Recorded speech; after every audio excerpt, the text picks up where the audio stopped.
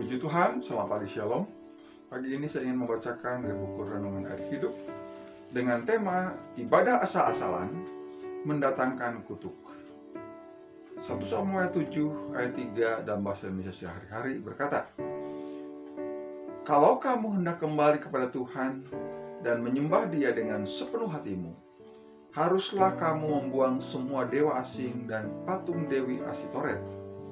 Serahkanlah dirimu sama sekali kepada Tuhan dan berbakti kepadanya saja."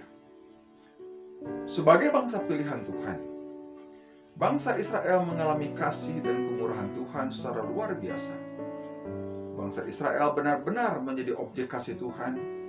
Seperti seorang gembala, ia menggembalakan kawanan ternaknya dan menghimpunkannya dengan tangannya.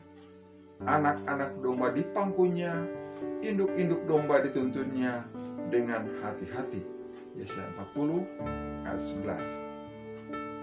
11. Dari hari ke hari, Tuhan memberkati mereka dengan perlindungan, pemeliharaan, dan pembelaannya yang teramat sempurna.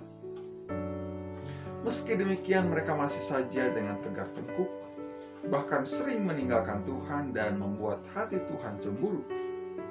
Oleh karena mereka berpaling kepada penyembahan berhala. Tatkala Samuel menjadi nabi Tuhan, ia mendapati banyak sekali kejahatan terjadi. Mereka meninggalkan Tuhan dan menyembah kepada berhala yaitu Baal dan Asitoret. Akibat dari kejahatan yang diperbuatnya, mereka harus menuai akibatnya, yaitu diserang oleh bangsa Filistin secara bertubi-tubi, sehingga mereka terus mengeluh dan bersungut-sungut kepada Tuhan. Bisa dikatakan bahwa bangsa Israel saat itu berada dalam masa yang gelap dan mengalami degradasi iman.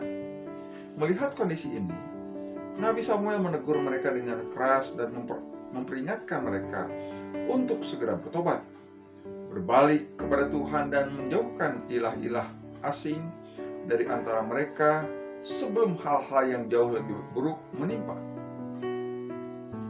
Kalau mereka mau bertobat dengan sungguh-sungguh, Tuhan pasti akan menunjukkan belas kasihan-Nya dan melepaskan mereka dari tangan orang Filistin.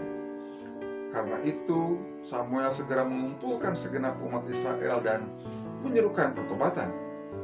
Tanda pertobatan adalah menyingkirkan berhala-berhala itu, kemudian orang-orang Israel menjauhkan para Baal dan para Asitoret dan beribadah hanya kepada Tuhan.